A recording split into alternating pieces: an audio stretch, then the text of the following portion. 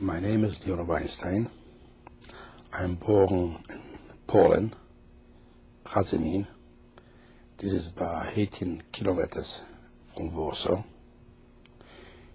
And I'm born in the 5th, the 13th, 1911.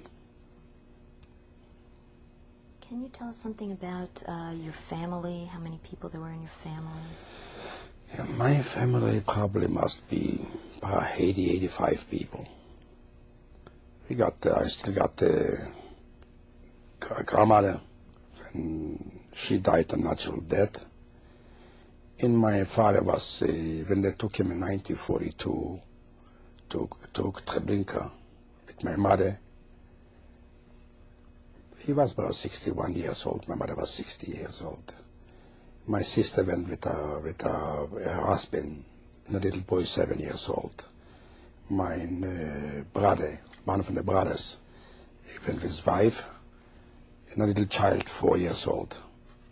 They went in uncles, cousins, aunts, and must be altogether must be about 85, 90 people.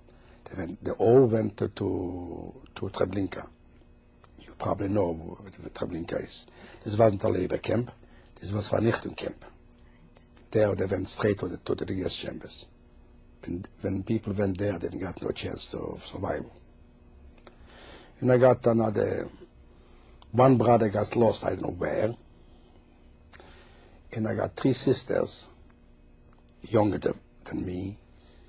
They lived they went out before time in Warsaw, in the Irish papers. But look to me, they didn't get a chance, they didn't survive. There was, later on I find out there was caught, the Poles denounced them. The neighbors where they lived denounced them. I met one Polish girl, she was with a sister of mine, in Pawiak. This was the worst prison in Warsaw. They used to when they caught some Jews, but they used to fool them. They lived in Irish papers. They used to liquidate them there on the spot. In one sister was with me at the uprising in ghetto Warsaw, 1943.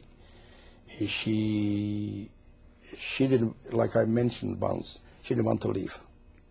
She was 17 years old. She used to be on the Irish side. And she got such a terrible treatment from the Poles. And she happened to be in a very intelligent Pole family. And they used the rap, they used the sexual, and they molested her. And she, miraculous, she get back to she have to steal into the Warsaw ghetto. She know I am there. She didn't know if I'm there. And there, by coincidence, I find her. When the ghetto uprising started, she was in a bunker. You know, people used to be in the bunkers. Only the ghetto fighters used to be outside, but everybody got a bunker under the ground. And when they discovered the bunker, I got a chance to grab her and take her out, because the Germans throw in gas grenade. She said, "Leave me alone. I don't want to leave no more. If I have to live in such a world, I don't want to live." And I got no chance, even how to do it. If I would have a drop of water, maybe I could save her. She didn't want to be saved. She died on my hand. She was 17 years old. This was in 1943. This was, I think, the 8th of May. And that was, it must have been a terrible experience for you. Very. Till today I cannot forget this, because this happened on my hand. Did you feel responsible? No. She don't want to leave. She's in such a world. But I saw what it did to me. A human to human, I don't want nothing to do with life. I don't want to leave. Where will I go now? Let's say I'm getting out. Maybe we'll survive. To go back to the Irish side, to the Poles. There I got no chance. To the camp, I don't want to leave. This is it. Yes, till today I'm heartbroken about her. What was her crime? She was born Jews. She was born a Jew. This was her crime. Wouldn't you be hurt like about this? No. And she was the last member of your family that you The saw? last what I saw. But she died in my hand. I know from her I saw dying. The rest, I don't know, because I know one that they went to the train, and from there they took them to Treblinka. And can you tell us a little bit about how it was that you didn't get taken to Treblinka? I was in ghetto, in the ghetto Razimin, like I said. There was before was about 5,000, 6,000 Jews, but they throw in all the Jews from our little towns, from little villages. They throw into the Razimin ghetto. And I was in the ghetto. I wasn't from these people to stay and wait what they'll do with me. I took the law in my own hand. Let's have it this way. I wasn't allowed to go out a Jew on the other side because the ghetto was closed like a prison. I didn't follow their orders. I used to go out and try to make a living because everybody was dying from hunger. You couldn't bring into the ghetto nothing. Only you have to live of the rations. The rations was to live. You couldn't live. You couldn't die. You get fallen from hunger. It was impossible. And I used to be in contact from Razmini ghetto with the Warsaw ghetto. I used to travel. It was a little train, and I used to take off my armband, and this time I got no papers. And I took a chance. But I got to lose there. When you sit in the ghetto, or you will die from hunger, or they will liquidate you, they'll take you out. But the last few days, I find out as this is the end of the ghetto Razimin. When was that? On the hand, this was in 42 October. By coincidence, I find out that we will not be here no more next week. How did you find that out? Like I said, I used to go out and I used to deal with the Germans. With the Germans, I used to try to buy food to go to Warsaw. You have to have a special pass. In Razimin wasn't a watchmaker, for example, wasn't Razimin the ghetto. When somebody want to repair a watch, you have to go to Warsaw. But Jews couldn't go out. Even the Gestapo, the Nazis, they couldn't go from here to Warsaw because they have to have a special person to go into the ghetto. They couldn't go either. I used to take from one German. I took a watch. I was very close with him. In the beginning, I was still thinking they're bad, terrible, but they will kill us. Still, this time I didn't believe it. I got a watch of his. One time he comes over to the ghetto and he asked for me. Where's the Weinstein? I went over to him and said to him, Hans, what do you want? I said, remember you got my watch? I said, Hans, I told you when I took from a guy like this a watch, I used to tell him in 2 weeks. Because I should have 2 weeks free, he should get blind. He couldn't see me when I'm going out in the ghetto. He sees me on the other side. He said, what? 2 weeks is too late. Monday, you will not be here. I said, Hans, what do you say? I said, never mind. And he left me, he didn't say a word. I said to myself, what? Monday will not be here? But the rumors was already there. Something is going on. Not the same. The Nazis arrive from other places with other uniforms, a special liquidation. I used to call them the Sonderkommando. Black uniforms. I organized a group, maybe 70. The last night, this was Simchas Torah, not the Jewish Simchas Torah, and this was 5 o'clock. They surrounded the ghetto and they took him out on the main square, and we ran away. In 2 days before, when I find out from this German Thursday. In Simchas Torah was Saturday. And I got, like I said, I got connections on the other side with Poles too. And I took my wife with the little baby and sent her out. This was like this Colosseum, this a ranch, a big ranch, but it used to belong to Paul, but the German took us away. It was their The foreman was a Volksdeutsch, a German-born, a German Pole. You know, like we got the Mexican or American-born.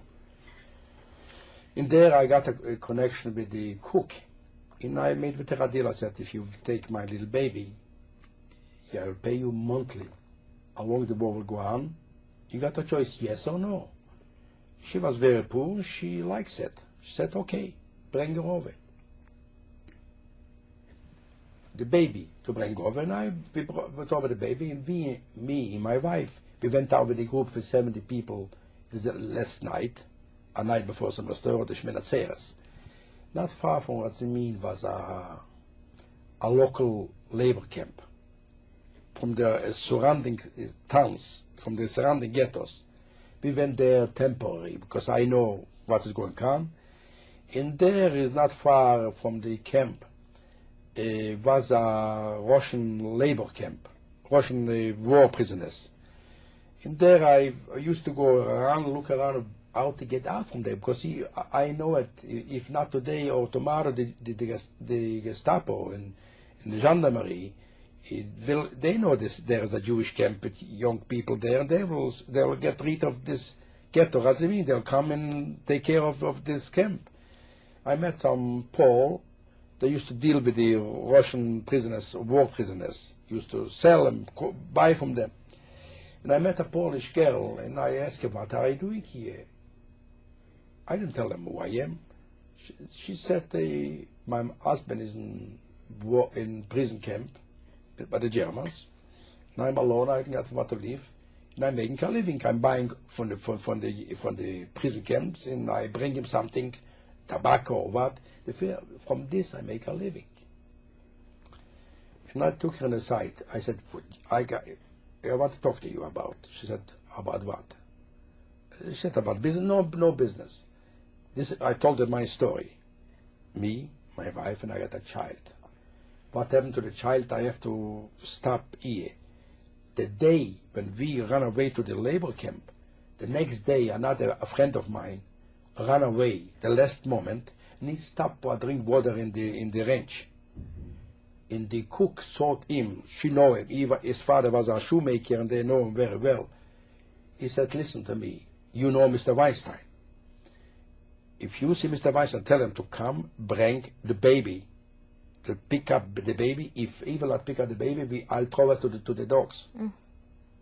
You better do it, or this way, I'm telling you." And the next day in the morning, very early, he comes over to me, "Leon, I stop on the ranch, and I didn't know your baby's there on the ranch." I said, "Yes." She told me to send somebody for the baby or to come pick her up. If not, she will throw it to the wild dogs. You know, in the range was wild dogs. This time I was really in trouble. This time in Poland was, fall was rain, like we got here, big storm. What shall I do? It's my baby. This is our life. I went over to a foreman, Paul.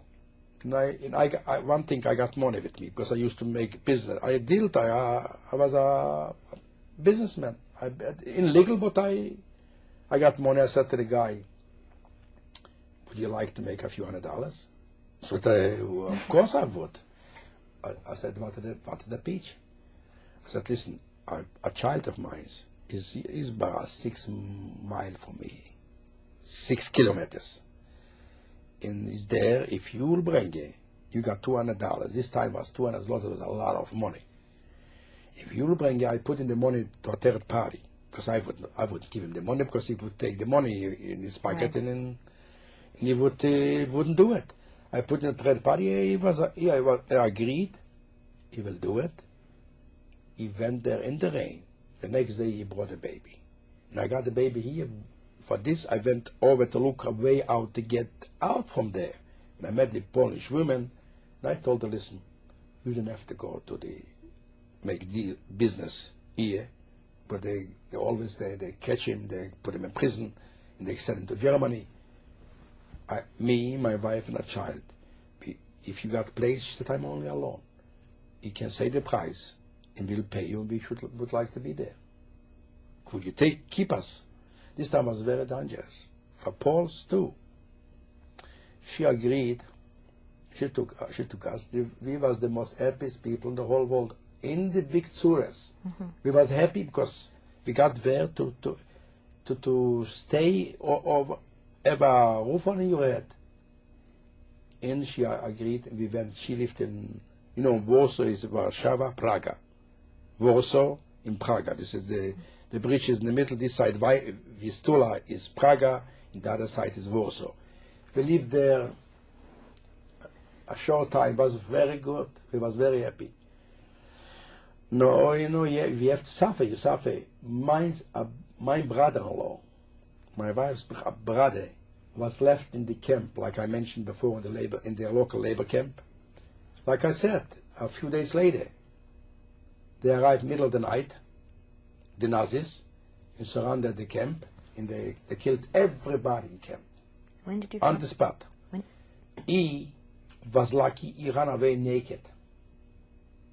He ran out, he was lucky, it was dark. He went out. Not far from there, my father-in-law was a deal with wood, with forest merchant. And he, not far from the camp, is how do you call it here, a forest ranger. A forest ranger was not far from there. He used to work for my father-in-law. And my brother-in-law ran away to this guy for help. And he knew where we went. This was a mistake. This time, brother, sister, you couldn't give an address. For example, when you are caught, the Germans, the Nazis, they make from you an hamburger. You have to say it. You have to tell them what you know. They tear you apart. But if you don't know, you got nothing to say. When he ran away there, he know where we went. He told the story to the ranger. The ranger got a son-in-law. He was the leader from a gang. They call them Schmalzovniks. They used to cut Jews and take out from them everything what they got, and later give them over to the Nazis. It was gangs like this all over. And this son-in-law was a leader from the gang. And he told them to go there as my brother-in-law with my sister. And they got clothing, everything. They ran away before. And he come over with somebody else. He didn't say he's a son-in-law from this and this. They pretend they are Gestapo. They come over to the house. He comes over to me. I said, you are? I said, I am this and this. My Paul, you Jewish, you're a Jew, you're Safran's son-in-law, and don't tell me. We know everything about you. Now I kept the little girl was on my knee, and we eat supper. My wife was staying on the kitchen preparing supper. I denied who I am. I denied I am a Christian, and so far. My wife, he started to beat me up. My wife saw that she fainted. They took everything out what we got, clothing, everything, disappeared. After this, when such a gang got you, you cannot stay no more in this place. You have to run away in the middle of the night. And this time started our hell. What happened then? What happened then is, let me think. We started, like I said, I got all kind of Poles, like friends, they call them friends. And I went there to stay overnight. This was the middle of the night. This was already cold. This was already October, November, the beginning of December. He let me stay overnight. We went from place to place. We went in, how do you call us in English? Some fly falls in a nest. It cannot get out. He fall in a bunch, between a bunch of one gang send us to the other gang. It was gangs. Gang, the Poles. They are worse than the Germans. when we saw this, what happened, we saw we got no chance. I said to my wife, we got no chance to survive. They will get us sooner or later. How long they will take out the got later, and we got no rights. They can do with us what they want. Now, one thing I said, I got a suggestion. I said to my wife, a father is more reasonable in this thing. I got a suggestion. I want the little one, Anatoly, the little one have to live. We got no, let's say we'll not survive. I want she should live. She must survive the war. The war is not forever. Then she started to cry, what? I remind myself, I said, we have to get we have to do everything what is in our power, but even we will live. We got no chance. With a little child, we didn't get a Chinese no chance. I know a child, she was 18 months old. You are a child, crying a child. And she was such a wonderful child. You know, another thing I have to stop here. I must tell you one thing. Like I mentioned, I talked with you private about God. Something is there. He made from a little 18 years old month child a grown up. It wasn't such a situation. I was left without a penny, without bread, without ways to live. She asked me, Daddy, can I have a piece of bread? I said, Natalie, I got no. She asked about this. She said, can I have a little bit of water? She said, another child would cry. No demanding. No demand. They didn't demand at all. As a matter of fact, before we give her away, we went to a friend. This was in Prague too. He was working in the streetcars, mechanic, engineer for the streetcars. She was a young little baby. She was learning so fast. She took off already the little shoes, and she tells me, in my mother, not to talk. Shouldn't talk. There are people there, no talking. Take off the shoes. Couldn't you, when you sit down and think, couldn't you think about this? From where get a child, 18-month old, such understanding, and the way to think this way? Something is, we are not going by ourselves. Somebody takes care of us. This I will never forget. I start to cry this time. I'm not so easy to cry. I was broken in tiny pieces. And this moment convinced me she will grow up, she will be a genius. She must live.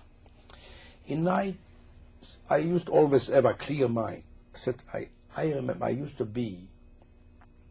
work in Warsaw before the war.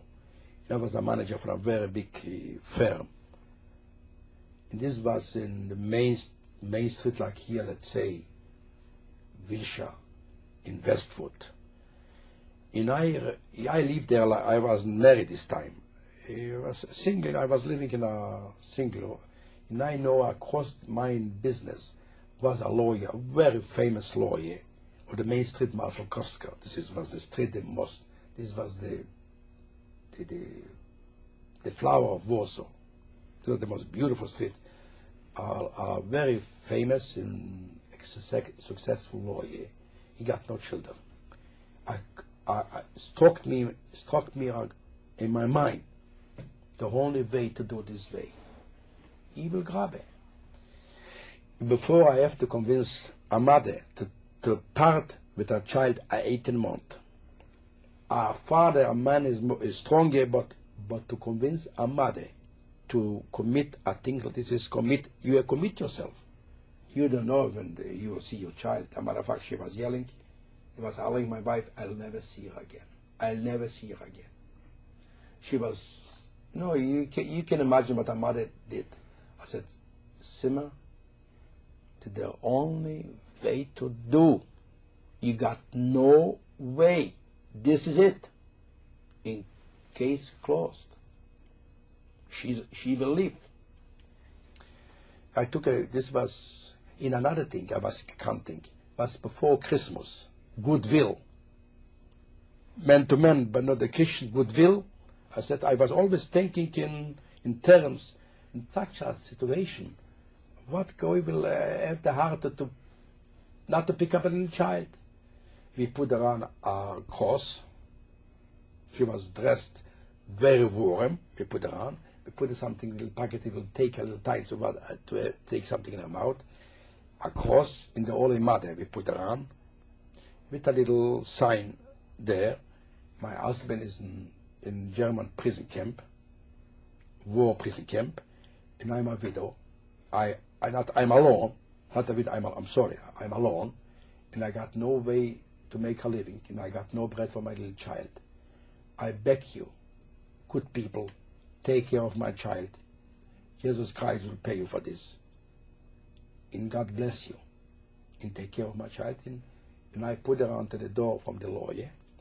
And this was 6 o'clock in the morning. It's very, very busy. You know, the streetcars back and forth. And I made up my mind like this. I said like this. If it God's help, with the little child will be big, if the lawyer will not take it, let's say. I was counting maybe he will not take it.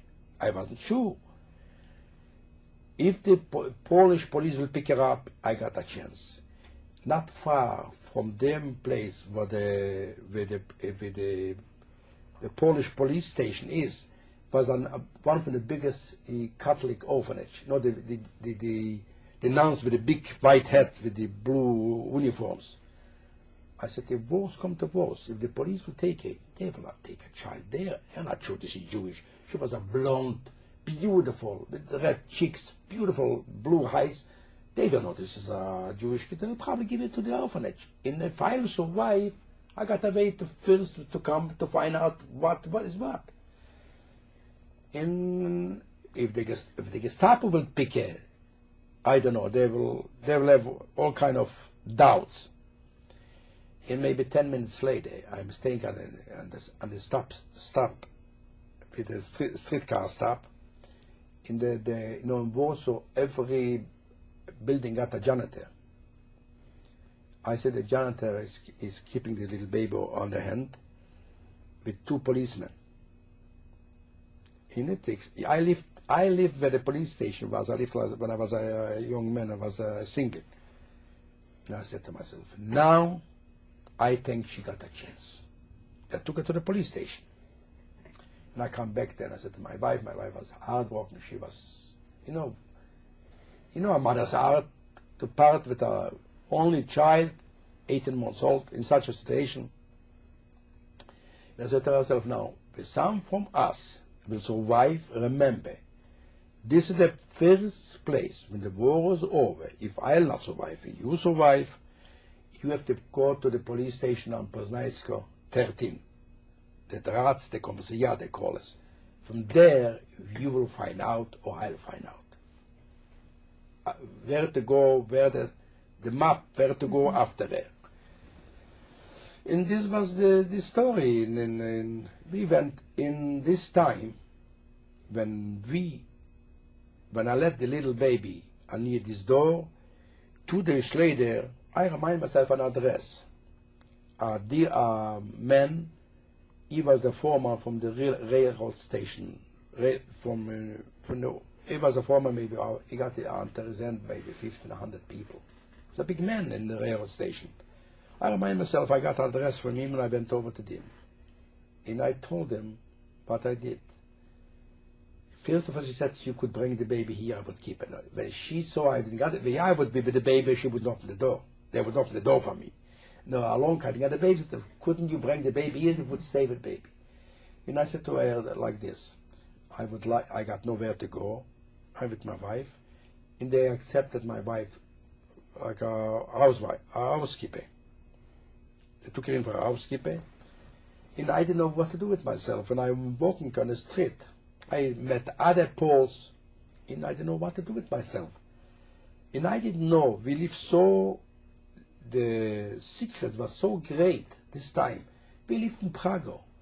We didn't know Warsaw was still a ghetto. Because according to us, they started to liquidate the Warsaw ghetto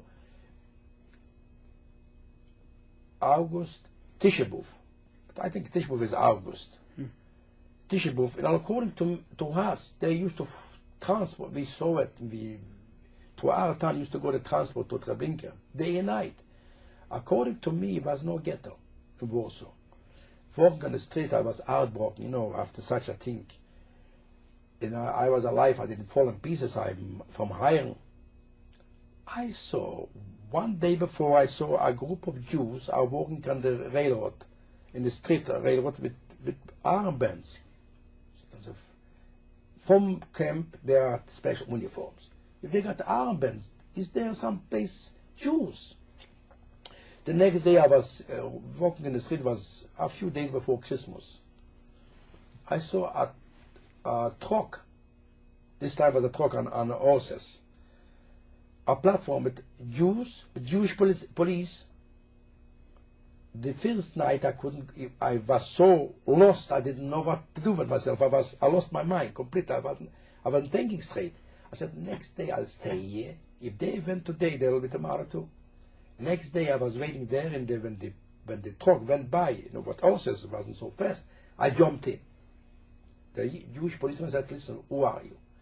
And this time I forgot already my tongue. It's speak Yiddish. I was so mixed up, I didn't know what to say. I was like somebody would put me in a stone in my mouth. I told him I want to be into the ghetto. Who are you? I said, we are in the ghetto. They made a small ghetto and was left by about 50, 60,000 people. He said, I'm sorry, you cannot go with me. I got so many people, I took out so many, I have to bring in so many. You get out. I said, you will not drop me down now. I'm sorry to say it. I'm going into the Warsaw ghetto. Why did you want to go in? To save myself.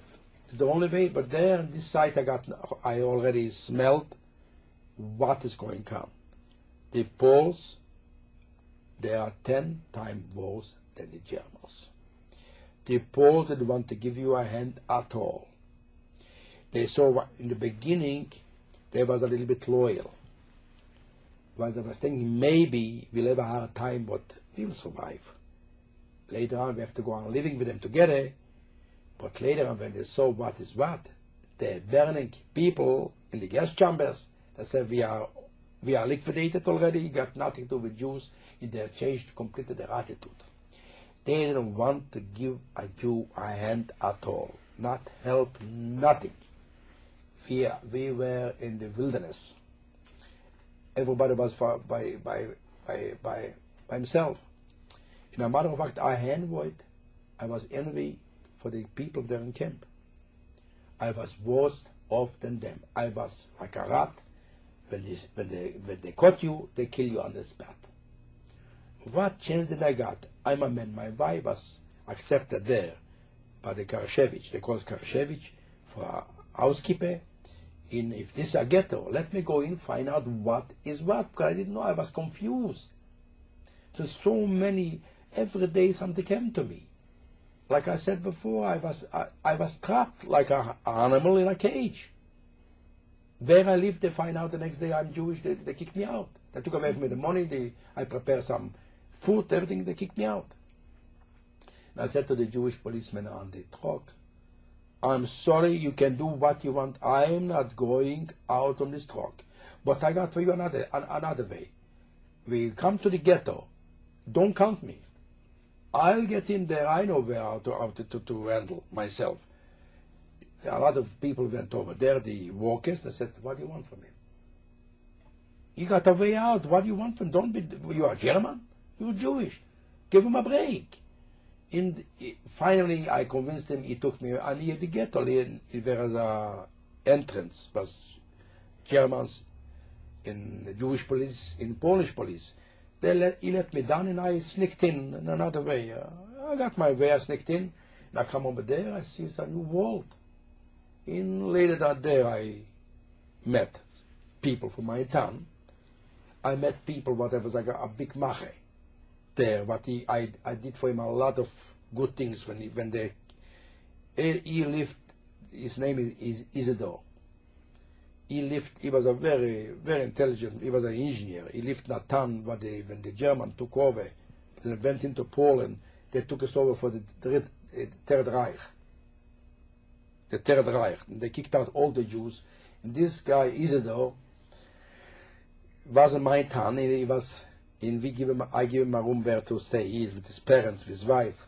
When I met him, through him, I opened my eyes. I can leave. I know not for long. This is like a vacation. Sooner or later, I know they will liquidate them too. Through him, I was in contact. He took me into the Jewish underground. They call it job. Żydowska Organizacja Bojowa.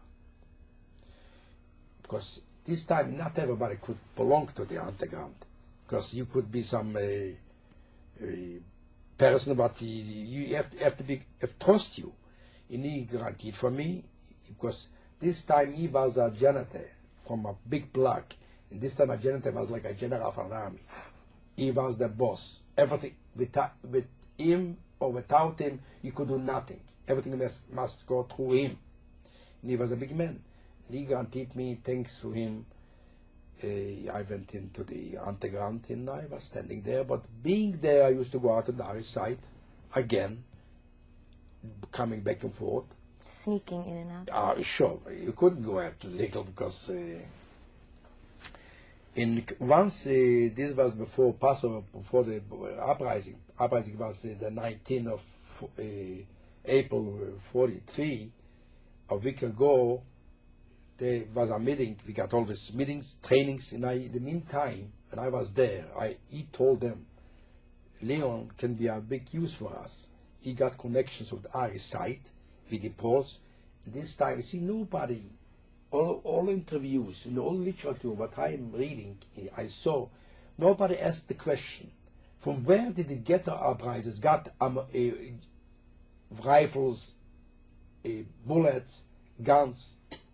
Nobody asked this right question. I never saw it in no literature.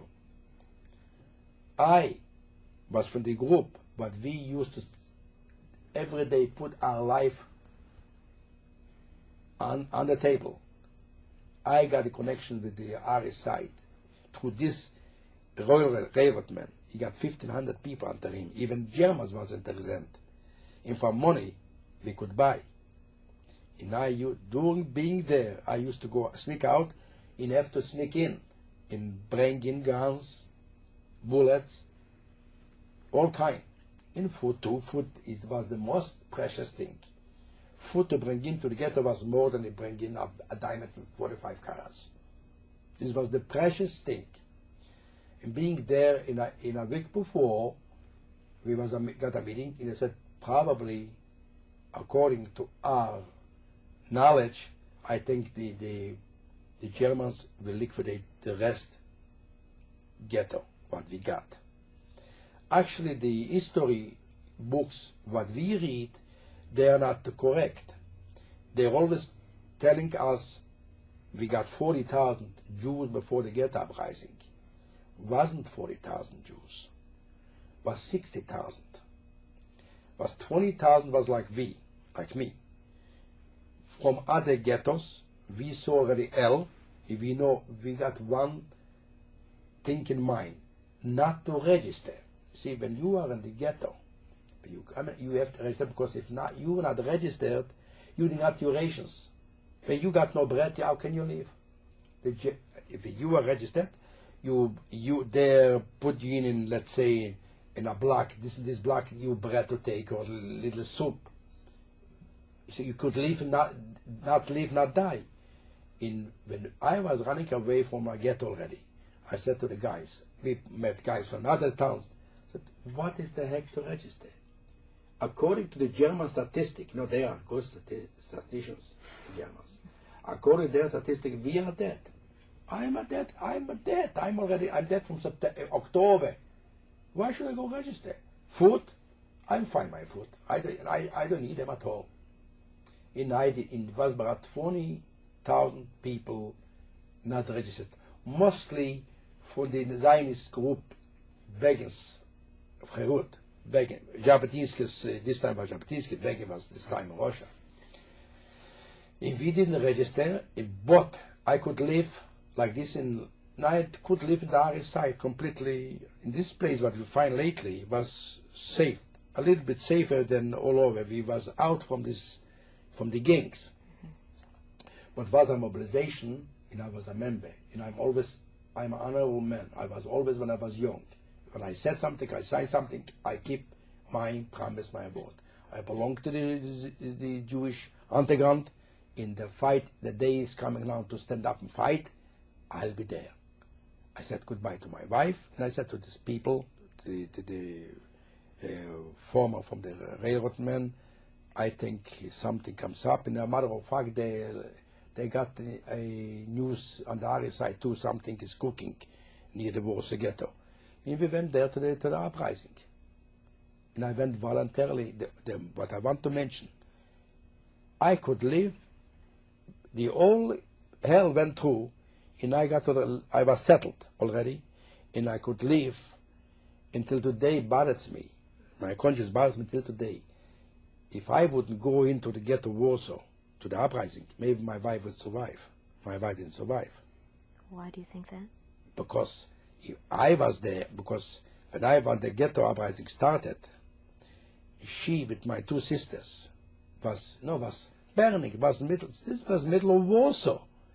Miles around you saw was burning like a hell. A war was going on with aeroplanes, with artillery, with tanks. It was a real war. They find out, I find out later from the person that she lived there, she went with my two sisters to find out maybe some ideas about me. And they lost themselves. That's the time they talk Yiddish, or they didn't was dressed, they didn't keep themselves like Poles used to keep themselves. But later on I find out my sisters was caught in air of some neighbor denounced her. A next door neighbor denounced my wife. For this I would be there. The conscience is bothering me. It hurts me. Maybe if I would be there, she would be alive. See. But when I come back, in a matter of fact, yes, the ghetto was there. We was caught hell.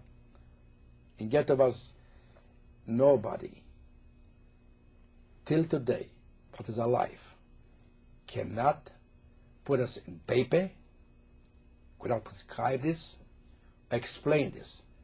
What the hell was when the ghetto started? It's impossible to put us in paper and to explain. But I have to give myself credit. I didn't lost. I got a double will. First of all, I got my wife there.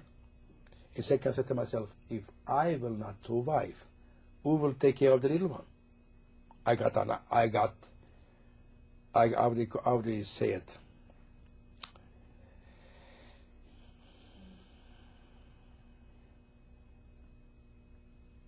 I got an obligation. And I have to survive. I cannot get lost now. Now it's too late to die. I must live. I was caught in such terrible positions, was impossible to for example, the second day of the fight, our place was on a roof, on the 5th floor. This was Nalefkis 27, 29. And I don't know how the heck the Nazis got in, because the first day we kicked them out and we cut them in pieces.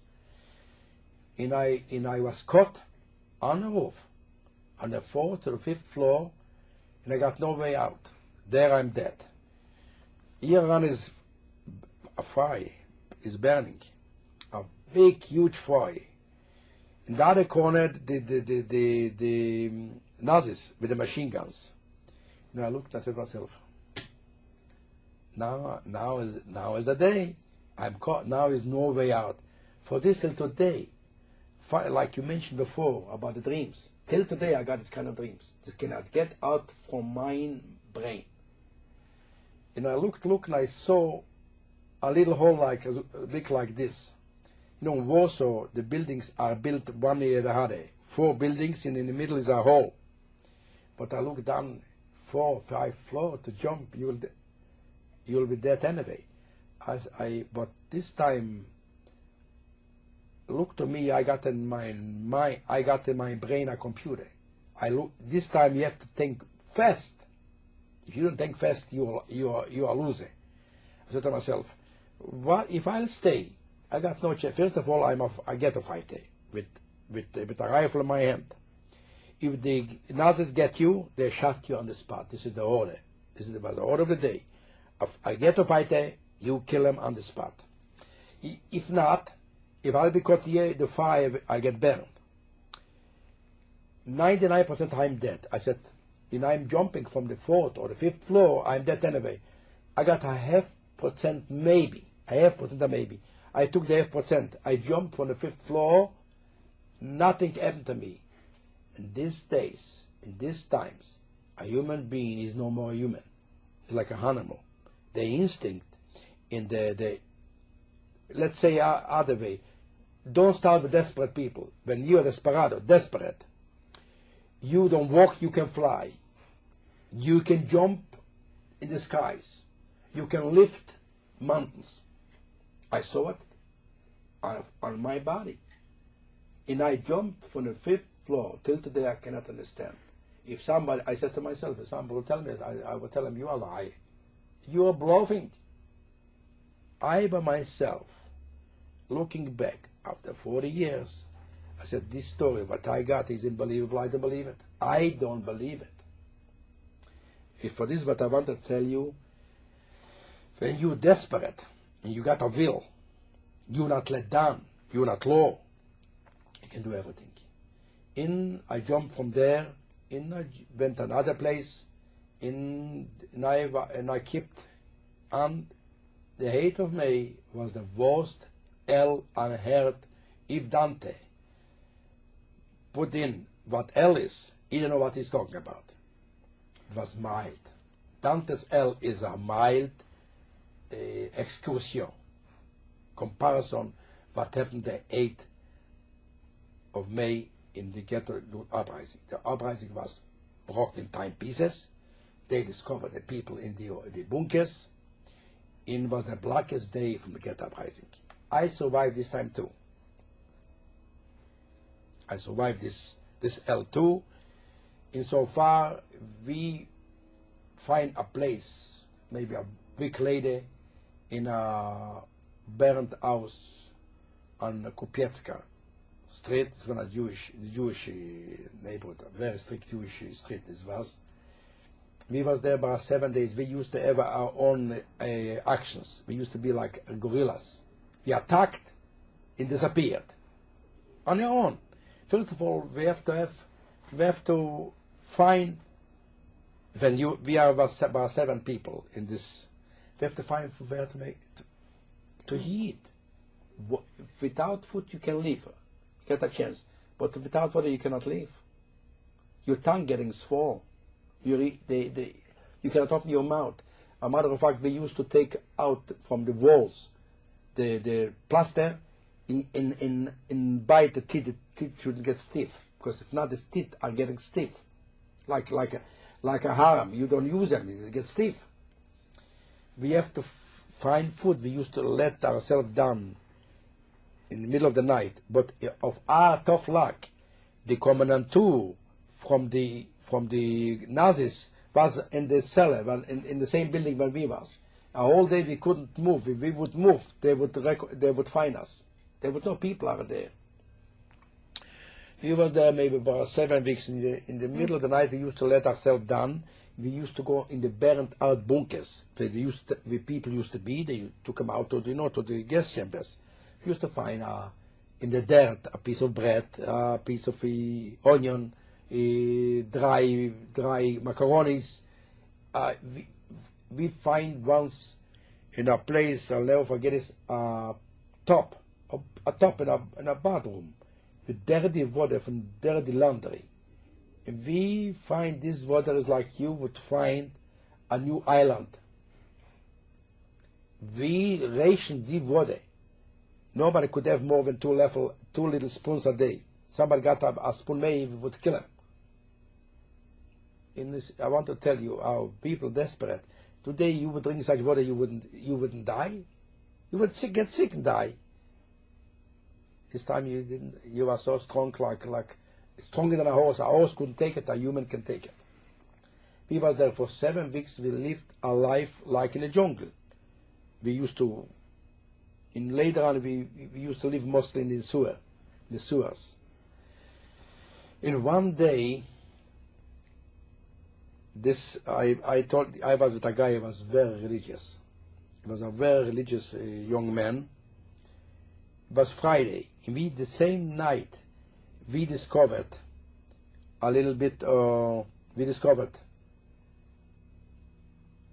a little package of macaroni, dry macaroni, in oil, in some onion. He said, you know what, Leon, Lekuvet Shabbos, in honor of Shabbos, let's make some little cakes, pancakes.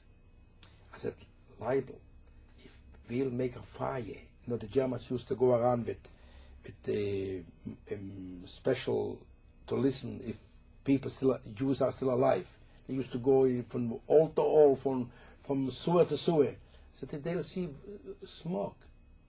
You put yourself in their end. And he was such a nudnik. And I'm not so. You can convince me. I'm not so rough. I can act rough, but I'm not inside. I'm not so rough. I let myself convince. He convinced me. I said, I'll make. He was a builder. I said, I know how to make very thin. The thinner the wood, the less the smoke. And I am such a fool. I let myself talking in. The moment we start to make the fire and do something, we hear some moving. We look down. We see two Nazis with the lorgnette and observing us. I said to the people, no panic. They got us. This was between day and night, Friday before Erev Shabbos. I was the leader in the group because somebody have to take care of this because everybody went wild. In such a time, you cannot imagine what is for a human without food, without water. First of all, the lice eat you up alive is such big. You never saw your life such. The more day after was more and more. The lice eat you up. They don't have to kill you. They'll eat you up alive anyway. No nutrition, no vitamins, no food, no water. We find new clean underwear. That was worse. They put the underwear. They pick you up. So many bugs. And I said to him, to this, it was with this little girl, maybe 4 years too, a mother with a little daughter. I said, children, no movement. Everybody on the floor is between day and night. They don't know here 7 dead bodies without strength. They will not start now, no move. What will catch, they're afraid will catch a plane or will catch a train. We got nowhere to go. They will find us tomorrow, according to them. But we'll fool them this time. Let's be quiet. They think God knows what a power they're there. They'll leave. Positive they will leave. In the tomorrow morning they'll come. They will get us. Love was like this. They said, if you're such a wise guy, you're so smart, how about you go down and take a look if they left? I said, that deal. I was waiting a little bit. It was dark. I let myself down. We find their covers. And we cut them with gillettes. And we made a line. We couldn't go no stairs. They used to let us down with like did you see like sometime the masons come on leans? Mm-hmm. Other way was no way out to go up. No stair. The stair was burned. I went down. In a few minutes. Go ahead. I went down, and I was in I was in the service, and I know the whole thing what to do. I went on the floor, and from the main entrance. In the front was staying a chair like you sit, with a military equipment. I was sure the Nazis behind the wall. And I went over there. I saw nobody's there. In the front of the main entrance was a big, huge pile of bricks from the burnt houses. And I went over there, and nobody's there. And I went over to the sewer. There near the main was the sewer. And I got my signal. When I knock in the sewer, I could say if somebody's there, the sewer is empty. I come back in the same night. We went into the sewer, and we went out. Now I finish now. And well, I'll finish for the second. Okay. I'll finish. Okay. Yes, we went into the sewer. Was a plan. If we cannot get out the same day, 3 o'clock in the morning, but this time, I went out from the ghetto. You have to remember one thing. The ghetto started the 19th of April, and I went out to the sewers the 3rd of August. We know it. In August in Poland, 2:30, 3 o'clock the day started 3 o'clock. If we wouldn't be able to go out 3 o'clock, we have to wait another 24 hours. The label made a plan. He was a builder, and he made from his mind a plan. In the ghetto, in the sewer, when you go in and you don't know a little bit, you can get lost forever. You will never get out of there. There's a big, huge town with all kind of, like a map. You see a map? According to his plan, we have to go out in the other side, not far from the ghetto was there. We could get out from there. And we went in there. When we was on the spot to get out, there is little stairs, iron stairs. We have to push out the cover. It's very heavy. Don't forget, we was already 24 hours in the sewer, without food, without water. In there in the sewers is rats, like cats. They looked on you with their eyes in the water. The water is stinking. We walked against the how do you call it, the waves. And we come to the place we have to go out. We was exhausted. I am the guy that was talking everybody to get out.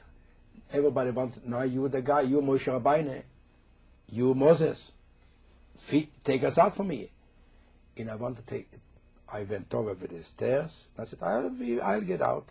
And I want to push the main deck. Was covered, the sewer. I couldn't do it. I was exhausted without nothing. And everybody jumped on me. What do you want for our life? We would stay there. We would be already dead. They would come in the morning. They will blow us up. And there would be our misery would be over. What did you let talk you in a thing like that, Mishigas? It really is like what happened to Moses. You see? Like Koirach said, what do you want? We got their meat, we got everything, what do you want? I said, listen people, we will get out, don't get wild. And I was afraid the rats was waiting for the bit of or the pound of meat. I never saw in my life something I was so big. This time I was really worried, and I started to lose my grief on myself. And from Zures, I fall asleep. Not sitting in the side, because there the water noise. My grandfather, what I mentioned before, I got a dream. I said to me, what are you waiting for? Go, don't sit and don't wait. I wake up, I said, Chevro, I think I'll do it. Now I'll do it. There in the sewer, is stairs from iron. And I got idea. I got a brilliant idea. I went with my foot with the head together and to straighten yourself up. And so when you saw like this, you got all the power what you got in your body, use them. And I did like this. My head was together with the foot. I wasn't in this age, but I was still in I with all my might, and I gave up. I pushed, and the deck blew up like a bomb. And I saw the blue sky. I yelled to them, "Hello, we are free." And we went in, we went out. This happened 24 hours later. The first night, we have to wait till tomorrow, 3 o'clock in the morning. We were without food again on the second day and night, 2 months less. In we went out, everybody, when we went out, this time you cannot walk in Warsaw. This time is how they call it, Curfew? Curfew. In we went into like I told you, in every building is a main entrance, and they close it up 10 o'clock, they open at 6 o'clock. But not far, we went out not far from the ghetto. We made a mistake. We was counting to get out a little bit farther. Was too near where the Nazis are.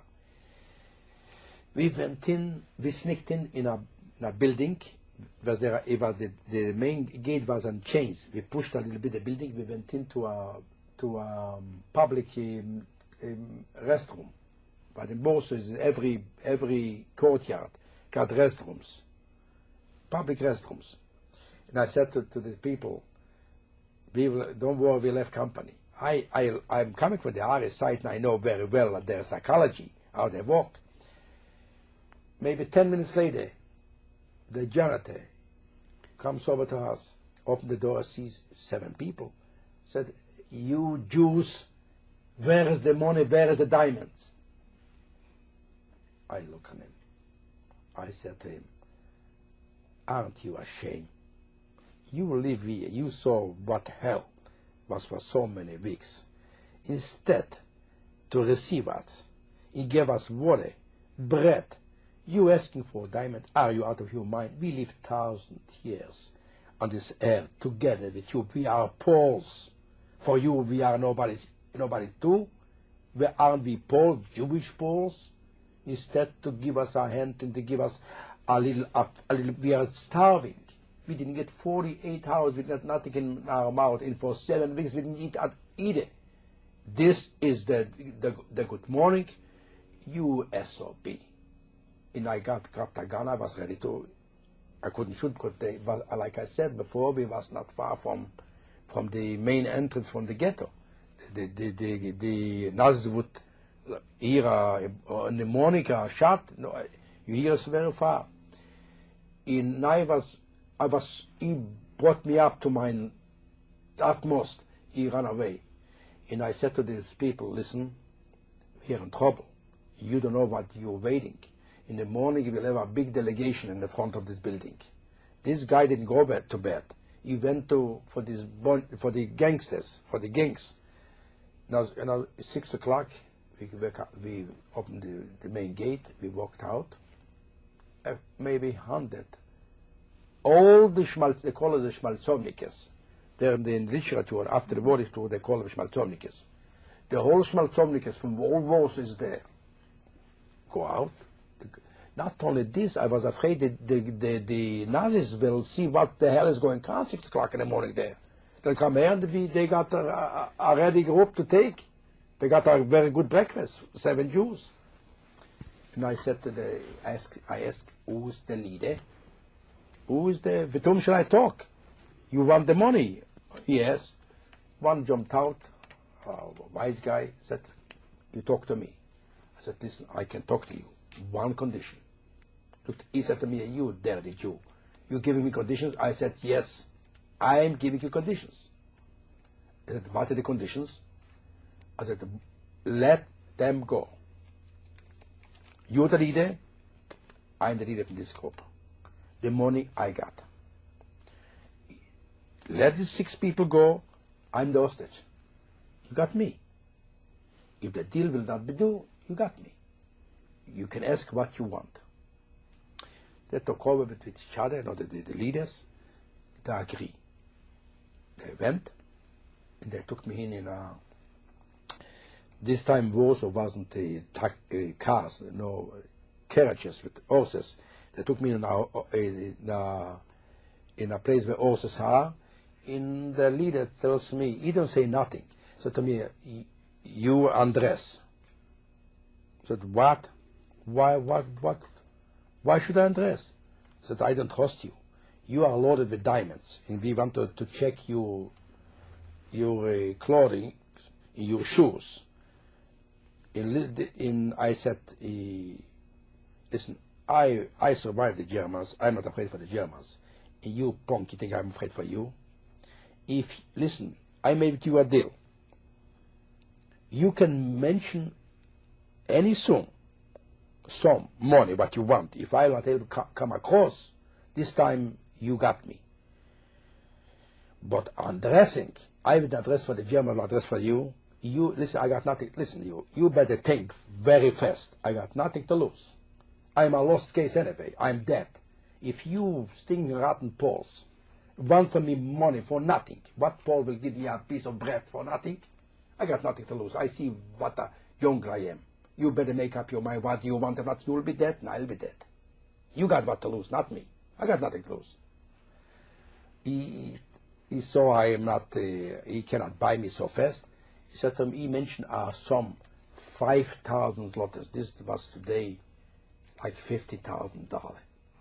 A lot of money. And I was, like I said before, I was preparing myself. I took off I got the sport jacket with a pat here. I took off the tail of the pat. I took out papers and said, here's 5,000 zlotys. But before I give you the money, one thing, you have to promise me, and give me your word. I know your word is no good, but I'll take it. I said, what is the promise? I know them. They are like a pest. They don't let you out. Promise me, if I'll go into the streetcar, you will not ever stop, come up and ask for money, more money. I know you guys. Promise? He said, he gave me his hand. I said, I promise. I paid the money. I left. He think he kept his word. When I walked into the streetcar, the mechanic from the streetcar looked at me. He know who I am, because I was not shaved, dirty, stinking, from a sewer. 48 hours in a sewer. He made himself blind. He didn't see me. He didn't have to see me. He sits in the front and runs the streetcar. Every stop, I got company. Till the last stop, I have to take I have to change streetcars. Like I said, in the main street, Markowska, near the main general station, one guy, he looked up, a better guy, well dressed. He want again. I said, you know what? I'll give you money in the streetcar. Everybody will notice, and I'll be in trouble. Let's go into the first gate, into a building. There was a cafe, was not far from there. In a went with him, I said, listen to me. I got the last 500 zlotys. 500 zlotys, I got the last, I didn't got more. I asked, now I'm talking to you conscious. You, Paul, want from me money for nothing. I ask you a question. What Paul will give me a bread without money? This was the first Paul, a young fellow, but he took my word for good money. So in this case, how about splitting? Give me 250, 200 for you. For the first Paul I met, but he said he's willing to split. The other one, the pumped meat completely. Nothing for you. And I come back from the streetcar, come up, I got where to go. Yeah. How, I know this covers it's a very expansive question, but we're running some short of time. how did you live out the rest of the war? And I guess I'm also wondering what happened to your daughter. I'm coming to this. When I come back to the Poles, first of all, she know me very well. I opened the door when she saw me. She and she fainted. There was sure I'm dead for a long time. It didn't tell me nothing. This was a stop where this was a place we Jews what used to live in the Harris side. We used to get together there. It was a nice Polish family. It was really the nicest. I got no word for them. They didn't want money. They want to help, but really good Christians. But in their acting, in them, I saw something is wrong here. They left for where my wife was the housekeeper. They left there for them. They come over there and they tell me nothing. Leon, let's go to my house. They was very well off people. I come over there. I said, where is my wife? I said, this is a bad story. Your wife is no more with us. They killed her. They got her. There she's dead. No. I sit down a little bit. And I said to myself, there you are. If I wouldn't go, she would be alive. But I know I got something to live for because I got an obligation now. I have to call Father. My heart was broken. I was very hurt, but I was used to so many tzures. I saw such misery. I saw such bad thing what could exist, what a human can do to a human. As my heart was this time already from stone. I got no tears. I got no feelings no more. I was no more human. I was completely a stone. My tears was out. My heart was out. But a human being this time was like back. But since she was my wife and we were married only 2 years. I was in the war. I was in the 1939. I was in the war and in the army, and I survived the war too. In a year I lost it. Being there, they took me in. This I want to give you an example of what Poles are. He was a very close friend, but I used to buy from him ammunition to smuggle into the ghetto, and I used to make, with my hand, he made a fortune. I didn't get the time to breathe. He said, he's sitting with me, she served me a nice dinner, everything.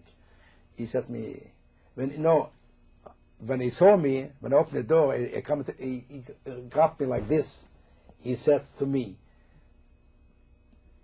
this so-and-so, to me, if you could survive such a hell, what we saw, and you're still alive, he said, God by himself wanted you to survive the war, and I'll do everything what is in my power. You should survive the war. I'll do everything. When we sit down at the table, eat dinner, he said to me, I know you very well. You must have something for me. Some gold, some... I said to him, Mr. Karashevich, you know me very well. Would I come to you with empty hand? Of course I got. And she said to him, Vladek, leave him alone. He didn't eat for so many weeks. He's alive. What are you talking now about money? But I want to mention this, I want to notice. What kind of people are the Poles? According to him, I was his best friend. He made from my hand a fortune. And I didn't got a chance to breathe. He asked me about the loot. Mm-hmm. Now after this, I find out what is what. And I got the connection I met in the first place when I come in. They find out I am here, Jewish. They was involved with the Jewish underground, with the Polish underground. She's today in Israel. She with the officer, they took me in like a Pole. In the Polish underground, they call us AK, Armia Krajowa. Like today, Solidarność. Mm-hmm. And they took me in there. The officer know I'm Jewish. And they helped me make papers. The papers, I got the, as a matter of fact, after this I'll show you my document, a false document. And I was there with them, and I lived in I can see it. We just have about 5 more minutes. That's Later on, the war was over. The Russians liberated us. And I went with the first patrol, Russian patrol. I got ways to persuade people. I went in there to the street where the Polish police command was there. Was everything devastated. Everything was nothing was there. Was a burnt house. And the conscience recognized me because I lived there when I was a singer. Remember I mentioned this? And I was looking for papers. He comes in and I said, Mr. Weinstein, how the hell are you looking for papers? Are you crazy? Everybody looks for bread, for water. I said, Janje, I saw him. Janje, do you remember maybe this days and Saturday they brought in a child here? That yes. The child, the commissioner got there a few months. From there he was afraid, was more stricter and stricter. He was afraid maybe it's a Jewish child. He put it there to the orphanage. When I come to the orphanage, they said, yes, she was here. She was very sick. It was a big epidemic. 400 children died. And we evacuated the children the other side Poland because was here nothing, no food, nothing what to eat. And I went there. No transportation, by bike, by truck, by all kind of. Took me 6 months. Finally, I find her near Warsaw, and she asked about her mother, and about everything. And till today, she's married. She got 2 grown-up children, a son from 20 years, a daughter for 19 years. She's a social worker. She works for the aging agency. She's the director for the aging project. Where is this? Downtown. She's involved with the federal, with the state, and with this city. And she's a wonderful person. Her husband is an American boy, a Jewish boy, an electronic engineer. And I love her very much. In this way, she survived. I married again. After this, I married. Before the 6th, I married my wife. So we live already 36 years. We had a wonderful life. We got a son, 33 years old. He lives in Texas. And he's very successful. He's okay. And we are healthy and we are very happy.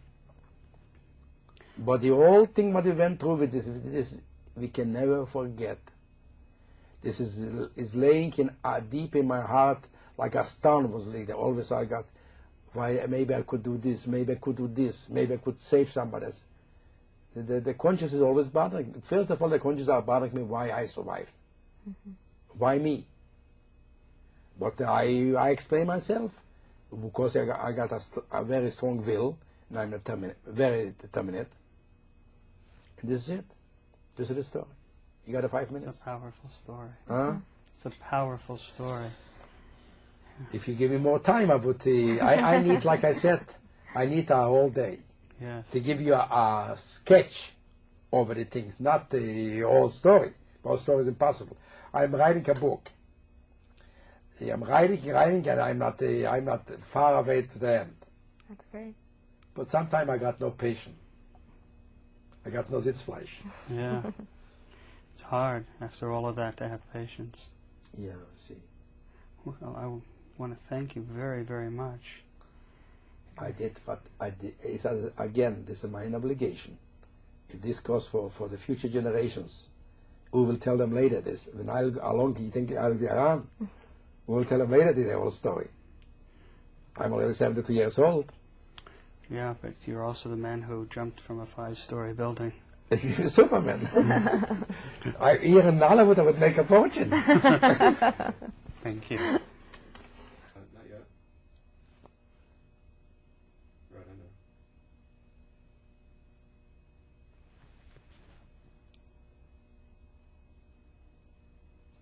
Yep. Okay. This is my grandfather, my grandmother, my father's 2 brothers, and my father's 2 sisters.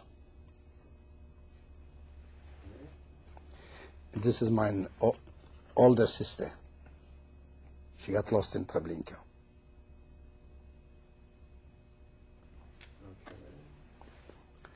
This is me in the Polish cavalry in 1932.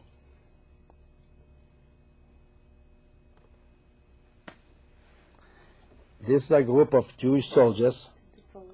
This is a group of Jewish soldiers. We come for Passover, for a furlough. Get it?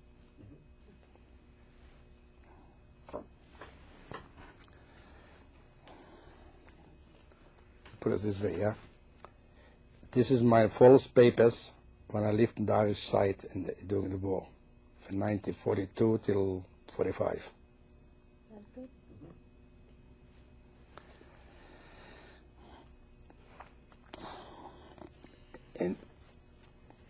And this is my daughter Linda. She survived in a Polish orphanage. This is it. And that picture was taken when? A year after when I find her. It's a year when I find her. She was skin and bones. She's here, look like a mensch. Okay. This is it. That's it. Wait a minute. Want to make my son? This is my son, Mike. Tilt it forward a little. He lives in Dallas, Texas. He's 33 years old. He's a nice guy. I love him.